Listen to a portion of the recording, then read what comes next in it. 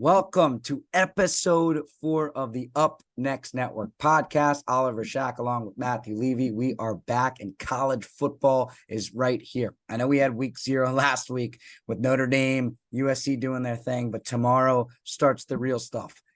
Florida and Utah in action, Nebraska, Minnesota. We got a full slate of games, lots of previews coming up here on the Up Next Network. We're going to give you a little bit of a deep dive on each conference here and tell you what you need to know, some hot takes, all of that fun stuff. So, Oliver, how you doing today?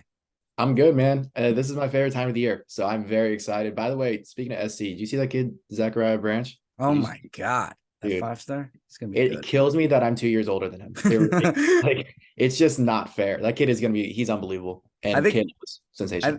No, I think we've hit that age. I was just going to say, we've hit that age to where these guys are younger than you, and you're like, really? Dude, you're younger?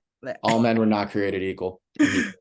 Yeah, that is true. All right, let's move into this, and let's get started here. Let's start with the Big Ten. Mm-hmm. Right. I feel like if we were to break this conference down, and we've gone into this before, it feels like there's a 3-team race in the East. Sorry to your Terrapins, but I think there's a 3-team race for the college football playoff. Then you have a couple of exciting teams, and Maryland being one of them. And then in the West, which I think is the most interesting part, do you see a team that can emerge and get to the Big Ten championship game with one loss and say, if you win this game, you're in? Is there a team like that, or is it just those 3? I mean, if you're talking about the best in the conference, it's 100% Ohio State, Michigan, and Penn State. But out of the West, I think it's a 2-horse race. I think for me, it's between Iowa and Wisconsin. Those are the two that if there was a team to make a run, it would be them. We saw what Iowa did in the portal, right, with getting Cade McNamara, getting his best receiver from Michigan to come over. And then in addition to that, you also saw Wisconsin. They got Tanner Mordecai from SMU who can fling it. He had a 7 TD game last year. He was really good for SMU. And then Braylon Allen could be the best running back in the country by the end of the season. And Luke Fickell's the head coach now, former Cincinnati coach, took them to the college football playoff. And they're both going to play Big Ten opponents. So they're going to have those quality wins. Wisconsin has Ohio State this year at Wisconsin. That's a huge game. And that place is going to be rocking. So I think those are the 2 teams that if it's not one of those big 3, it's going to be Wisconsin or Iowa out of the West. Yeah, and it feels like if you look at Wisconsin's schedule, they get Ohio State at home, they get Iowa at home, their road games in conference at Purdue. That's a rebuilding team. Yep. Illinois, they're restocking. And then Minnesota, all 3 of those teams lost their quarterback from a year ago, going under a lot of turnover.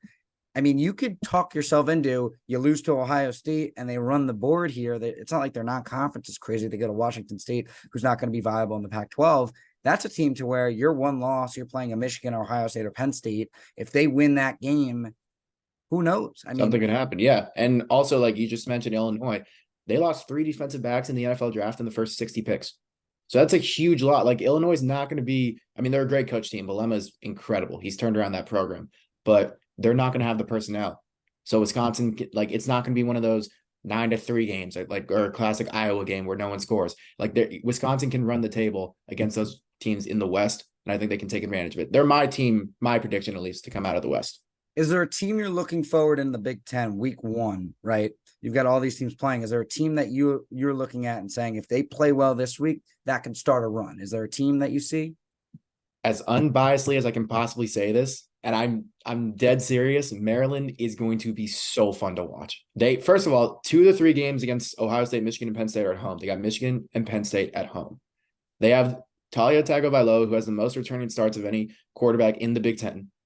They reloaded in the portal out wide with 2 guys, Tyrese Chambers out of FIU, Caden Prather out of West Virginia, who's 6'4", 220, by the way, and Roman Hemby, who last year, big dude. And last year, Roman Hemby as a freshman, 989 rushing yards, 10 touchdowns, only the second freshman ever in Maryland history to do so. I think Maryland has the pieces. They have one of the best linebackers in the Big Ten in Jay-Sean Barham, who was the best freshman linebacker in America last year.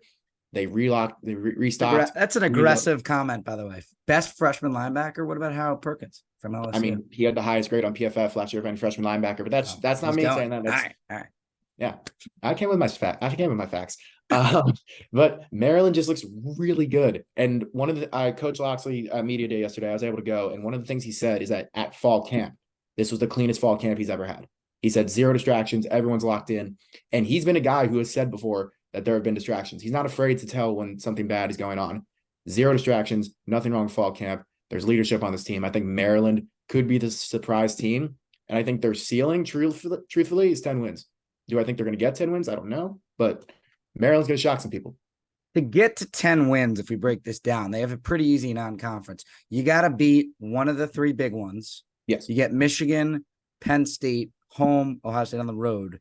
I would say the other big game to me is Illinois, because their Illinois defensive front is going to cause the Maryland offensive line some problems. Yes, they have some turnover, but if that's the game that's going to differentiate you from being an 8 or 9 win team to like a 10 win team, right? And that's the weakness of Maryland. It's the offensive line. 4 of the 5 starters gone to the NFL draft. Only the right tackle, DJ Glaze, is back, but it wasn't that good of an offensive line last year anyway. So it's going to be interesting to see how that goes. The portal was utilized a lot for that front 5 on the offensive line. So we'll see if they can come and step in. But Maryland has, personnel-wise, like skill position-wise, Maryland, number one, they have a track history of, developing talent out wide and at the running back position. And number 2, it's the first time that it's felt like it's expected.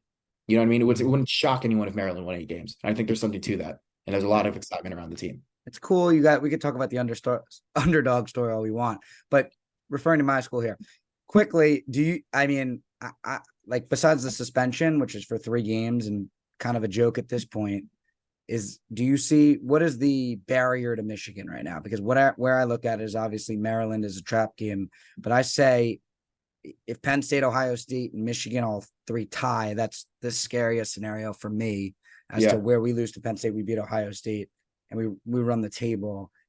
That would be the only scenario to me to where Michigan doesn't get in the playoff. I don't see a way they don't win the Big Ten. They're just they're too good everywhere. Jim Harbaugh came out a couple of weeks ago and said there's like 20 guys on this team that have futures in the NFL. And like he's seen a lot of NFL talent, obviously.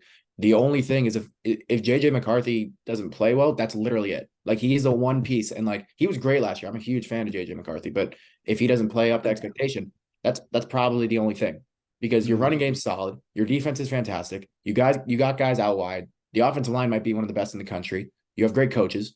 Like it's just I don't see a way Michigan doesn't win the Big Ten. I honestly God don't see a way Michigan isn't one of the 2 best teams in the country. Easy. But I will say I tend to agree. I think this is the most stacked they've been in forever. Yeah. And I would be very excited to see if I was a Michigan Wolverine. So if we're both putting Michigan in, do you see a possibility of a second Big Ten team getting in the playoff? I do. I think I could see Penn State. Penn State's interesting. I would say Ohio State. Go ahead. Yeah. It's a coin flip though, right? And the only thing with me is that Ohio State has all the pieces outside. Literally every starter skill position player is back from last year, which is ridiculous. That's just not fair. But I don't understand why Cal McCord didn't get the starting nod much earlier. Because to me, like even though you can say strategy all you want, people kind of knew Cal McCord was going to be the starter 6 months ago. You know what I mean? So I feel like that's because Devin Brown either A, was pushing him, or McCord, something was going on with him. Like I'm a little hesitant with him starting the year. And Drew Aller, to me, he's the more talented quarterback, number 1. And I know he has to prove himself, but like tools wise, Drew Aller is a monster. He's a monster. All right. I'm gonna push back. I'm gonna relate the Ohio State Buckeyes, I think, to the Buffalo Bills of college football. I think a lot of people are selling stock. And I don't think they're going anywhere, and I think they're going to be 11-1 because we're 12. By the way, that could totally happen. I could totally see it. Yeah, and I think we'll see it because of how good Notre Dame looked last week. I think in week 4 when they travel to Notre Dame, that's primetime game. Sam Hartman, veteran quarterback. I think that's where you'll really see, even if they lose, or at least competitive. If they lose that game, and I feel like people are penciling that in. If Notre Dame comes out there, Sam Hartman, that run game, the way their offensive line was playing last week, and I know it's Navy, but they impressed. Dude, Notre Dame's one of the teams no one's giving it. I agree with you. Notre Dame's legit, and they're going to be probably into the top 10 by that week. Yeah, that's a tough game. Ohio State's got a much tougher schedule. That was another thing. Like they have a tough schedule, and obviously they have to go back to Michigan, and there's pressure because they've lost 2 years in a row. Ryan Day's feeling heat. Like if they have one loss going into that. Obviously, if they lose that game, they're not in the college football playoff. So it's just there are more hurdles for me when it comes to Ohio State. I feel like Penn State, they're kind of catching lightning in a bottle right now. And that's why I like it. And Penn State, their only tough game besides hosting Michigan is at Ohio State. They Yeah, host Iowa. They go to Illinois, but I think they should handle they them should win pretty that. easily. Yeah. They go to Michigan State. I don't think that's anything. So I'll say you're probably right. I'll go just one team from the Big Ten, but if you can go two, that's fine because Penn State's is a Yeah. legitimate team this year. Yeah, absolutely. They really do. And by the way, it also depends like if Alabama is still the Alabama of old. Like we don't know though because of the quarterback situation, but if they are, then there probably won't be two Big Ten teams. But it could definitely happen. I wouldn't be shocked. Take it away on the SEC. So we got Georgia. I think everyone's penciling them in as the best team in the country to start off. But in your eyes, there's Georgia, there's Bama. Maybe we see a few other teams come out of the SEC, possibly LSU. Obviously, they got a tough week 1 game with Florida State. Do you see anyone else? I think for me, it's kind of a three-headed monster with those three, and then the rest are kind of just in the rear trying to pick up. I think LSU is a viable team. I think it's going to be LSU and Bama. Like LSU, Jaden Daniels. I mean, he's a really good player. Some of the stuff that's come out about him. Brian Kelly's an excellent coach. I think they should be right there. And I think they beat Florida State. I think they have more talent. And I think they should be favored by more than 2.5 points. So I would say LSU, it's a huge week 1 game, obviously. But I'll go LSU as I think they should probably be the favorite. Yeah. Just because I trust their quarterback more. I don't know who Alabama quarterback is going to be. He's the best quarterback in the SEC as of right now. Yeah, I don't think it's a question there. Yeah. I think the other team that can make some headway, I know we love Ole Miss as like a cute story and back end top 25, but I think with the talent of Texas A&M, if they could put it together, like Jimbo Fisher's a real coach and they got a quarterback coming back. I don't know. I think if they can get hot, you look at their schedule right now, the big test is going to be at Miami in week 2, right? They go to Miami. But besides that, they host Alabama October 7th. That's a tough place to play, by the way. That's a very tough place to play. They're 23rd in the AP poll, so people are believing in their talent. They just haven't put it together yet. They have all the talent in the world. I think it's just a culture issue with them. I really do. Like, because you're right. Talent-wise, they're fantastic. And Jimbo Fisher's a real coach. It's not like he's never done this before. So I'd say if there's a team that could kind of weave their way in there as like a dark horse, I would say it's A&M. Yeah, no, absolutely. I think they have always had the talent. They always have had the head coach. I'm a believer in Jimbo. I mean, obviously, he has the track record. The problem with them, something culture-wise happened last year. And they lost a lot of transfers, a lot of young transfers, by the way. A lot of freshmen transferred out. So if they fix that culture issue, I agree with you. They could be a team. I do think you did not say Georgia. You said LSU and Alabama. Well, I was penciling in Georgia. You're penciling in Georgia. Okay. Because, like, to me, like, even though Carson Beck, it's his first year starting quarterback, have you seen their schedule? It's a joke. It's a joke. It's ridiculous. They have 1 game where it could be a loss, and it's the last game of the year at Tennessee. That is the only game where I could see maybe they stumble just because Knoxville's a tough place to play. Not because Tennessee's going to fall off a little bit. I think they're falling. I do not believe in Tennessee for the reason of Joe Milton. I watched him at Michigan. He is his ups and he has a lot of downs. He has a lot. And I don't think that was a one-shot wonder to me, and I don't trust their defense at all. And if your team is up and down with your quarterback and your defense is not going to carry it at all, I don't see it. Yeah, my thing also, like, they lost their best skill position guys, and that's what made them so good, because in that Josh Heupel offense, it's throwing downfield. But when you lose Jalen Hyatt, who is arguably the best deep threat in America, like, there's going to be some hurdles. You can't just ignore that he's gone, right? So I don't think Tennessee is going to be the team of last year. I agree with you. But to me, yeah, Georgia, Bama, LSU. I like Ole Miss personally a lot. I'm a big Ole Miss guy. Do I think like 11-1? No, but I think they can be a team that shocks people because they're the Maryland of the SEC. I think they're better. I agree with what you're saying there. I get what you mean, but they're better talent, and they have a proven coach that can put points up on anyone in Lane Kiffin. They have, it seems like, a million quarterbacks that can make plays. I didn't understand their process in the transfer portal, getting Walker Howard and Spencer Sanders. I didn't understand that when you have Jackson Dart, but whoever plays between the three is going to be good. And they got a running back, Quinshon Judkins. He was the best freshman running back in America last year, and he was legit. So I think Ole Miss can make some noise. I really do. That's such a tough. The SEC West this year is a gauntlet. Yeah, I don't see it. I just think the talent of Alabama, LSU, and A&M will probably reign over them. Even though Ole Miss has got some talent, they got a quarterback. I don't know. I like those three as those top three, and I'd say too. I think people are going to realize like the SEC is still the SEC, and I'm going to say they go Georgia, LSU into the playoff. Yeah, no, I can see that, especially if LSU makes the SEC makes it out of the SEC West. To play Georgia. That's the other thing. Georgia's in the SEC East. That's just insult to injury. You have that schedule, and then you're in the SEC East. You're just going. They're going right there. It's ridiculous. And It's absurd.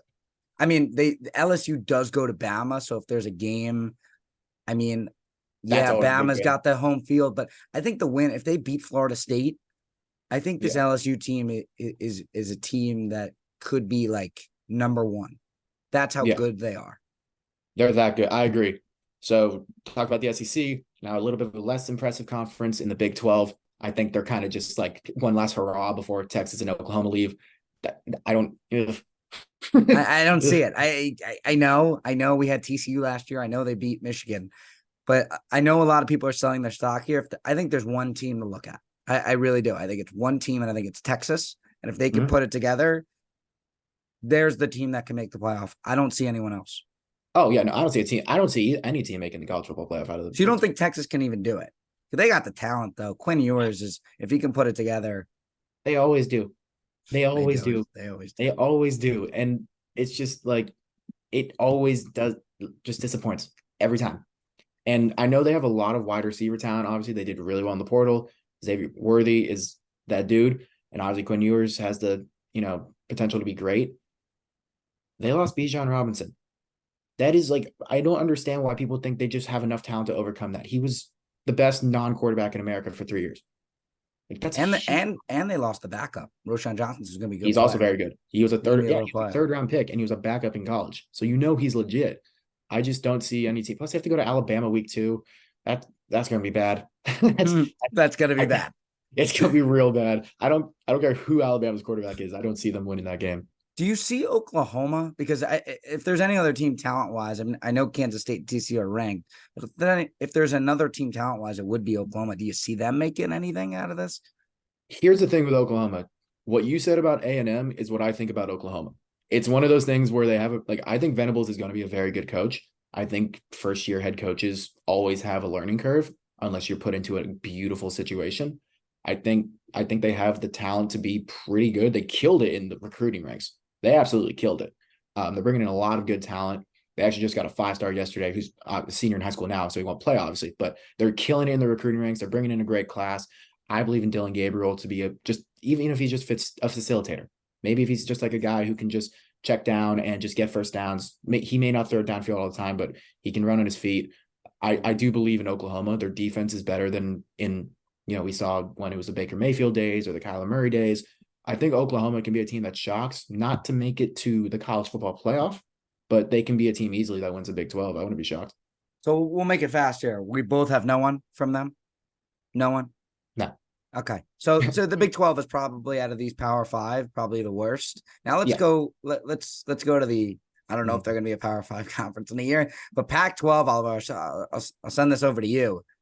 We've talked about this a lot. There's a lot of good quarterback play and a lot of teams. If they don't beat each other up, I say they got the talent to get in. USC, Washington, and Oregon are the best teams to me. But by the way, the rest of the conference is really good. This is the best the Pac-12 has looked in so long. Of course, it comes when they're about to dissolve, but they're like that's kind of just upsetting, right? I mean, good Lord. First of all, their commissioner needs to be like publicly shamed. He is just I don't like him. I have no sympathy for him. The man's an idiot. Number 10, sorry, that's my Clyde Collins rant. I don't like him. I said a few months ago that I think Washington, to me, Washington's winning the Pac-12. That could be you can call that a hot take. Sure. But There it is.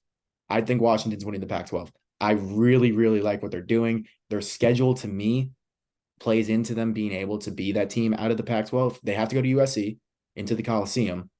But to me, it's a lot easier to go into the Coliseum than if USC was going to go into Washington, if that makes sense. To me, Washington also has that home field factor that Oregon and Washington have that home field factor where it's like, if you go in there, it's a different buzz compared to the Coliseum.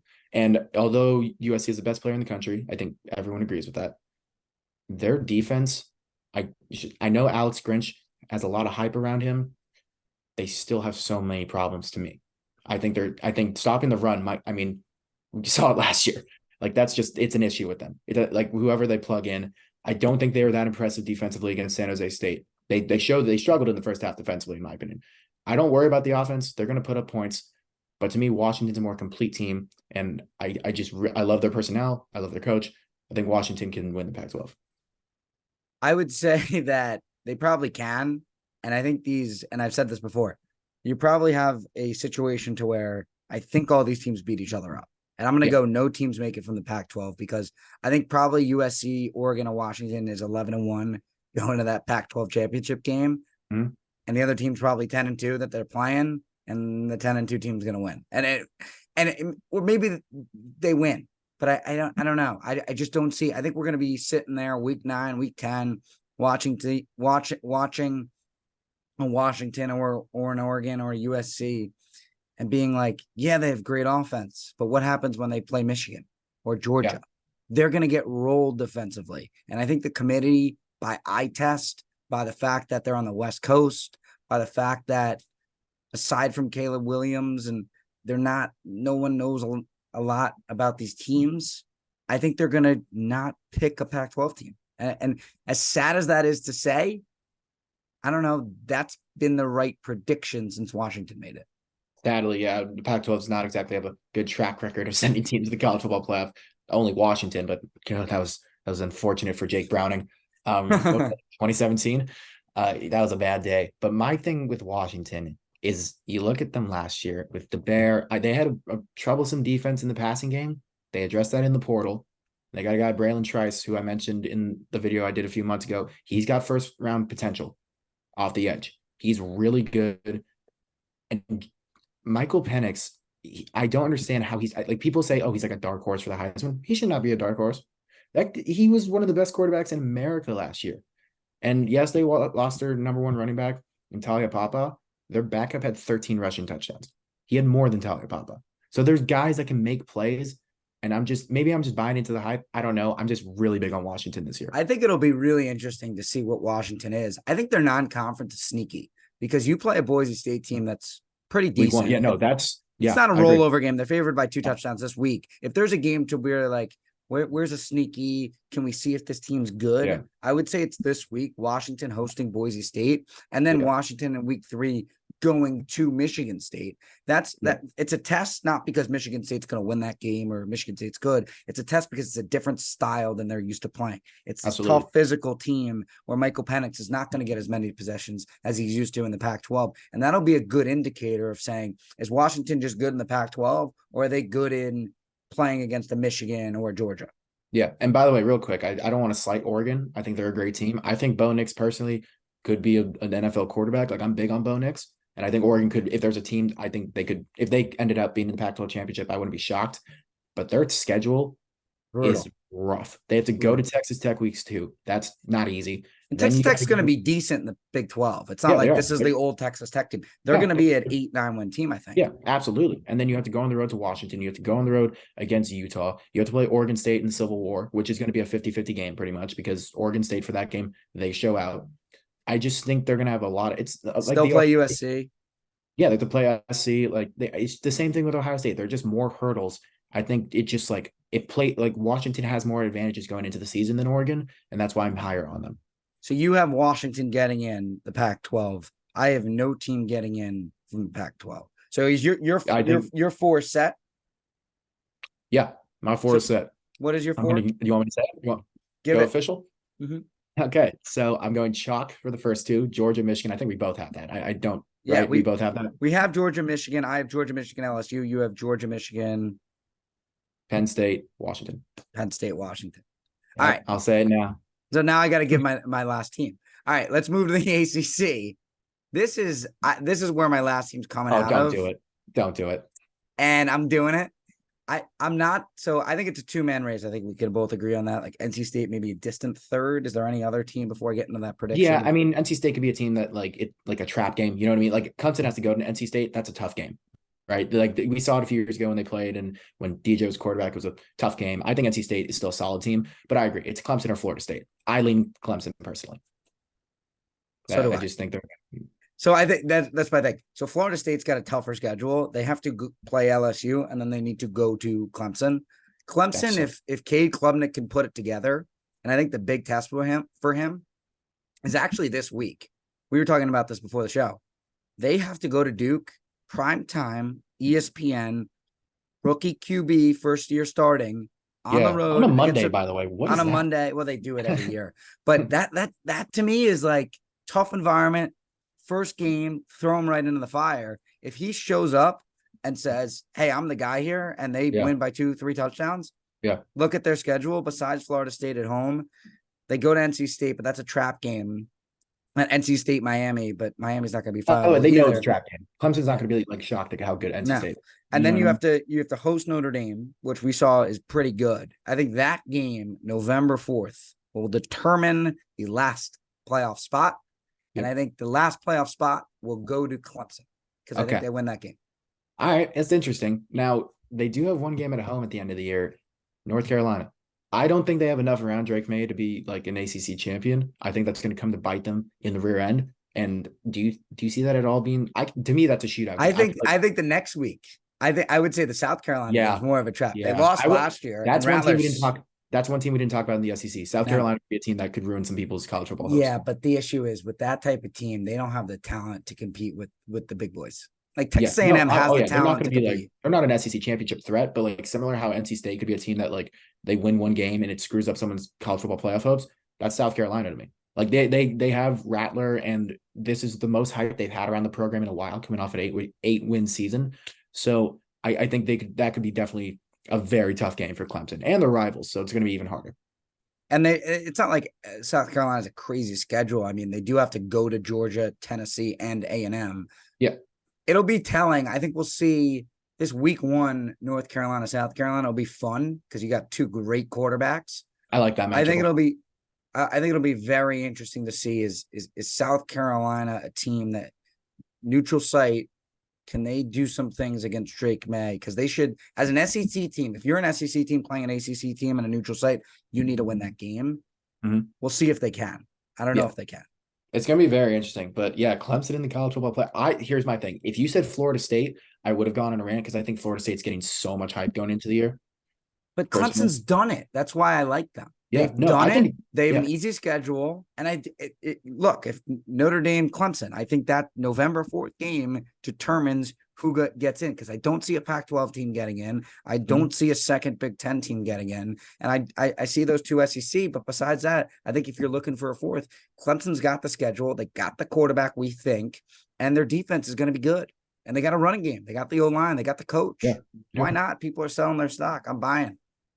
So curious, do you have a team that no one, like, obviously Washington could be a sleeper, but like a team that like comes way out of nowhere? Do you have a team for the college football playoff that no one's really talking about? I think it's Notre Dame, and because of their quarterback. Sam Hartman. I was just going to say Notre Dame. I mean, we saw them last week. I know we're going to overreact right now. But Notre Dame. Notre Dame believer. The steam starts to get rolling once they go September 9th at NC State. If they win that game and then they beat Ohio State September 23rd at home, prime time. That's big. Now it's rolling. USC home, assumedly going to be prime time on the road at Clemson. They have to play, like, they have good teams. If they run the table or go like 11-1, they're getting in. They have too tough of a schedule. Yeah, exactly. Like, it's just going to be too tough a schedule. And by the way, a game that could be a trap game per se. Pitt. I guarantee you, at that point in the season, that could be it. Because look at it, they go SC, Pitt, Clemson. They're not thinking about Pitt that week. They're thinking about Clemson. Well, Pitt that game too, and then if they beat Ohio State, which is they play Duke on the road the next week, and that'll probably be prime time. You're a big Duke guy, huh?